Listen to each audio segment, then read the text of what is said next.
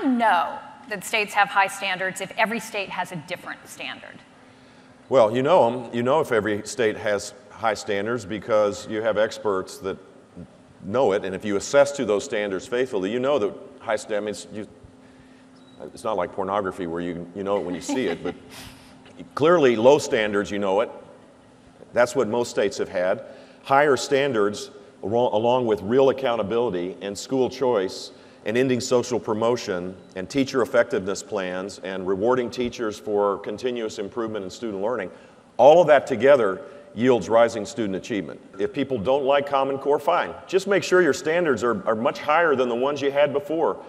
We can't keep dumbing down standards. I believe the first role of a president of the United States, honestly, as it revolves around education, is to devolve as much money, as much responsibility, and as much accountability into the states and into communities and parents' hands as possible. So,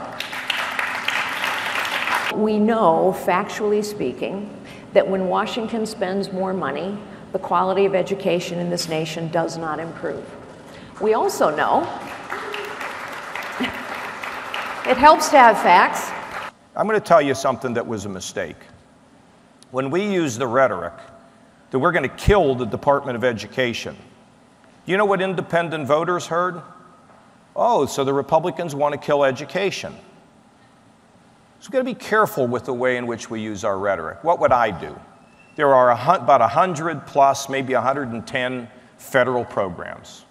I think we need to bundle them up and we need to send them back to the states so that the states can develop their own ideas about how best to educate their kids. Thus back to, we see what you do, we look in Ohio, we look in Illinois, we look in Texas, and I want to move those programs. I want to empower people in the states.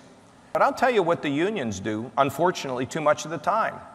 There's a constant negative comment to, they're going to take your benefits, they're going to take your pay, they're going to, and so if I were, not president, but if I were king in America, I would abolish all teachers' lounges where they sit together and worry about how woe is us.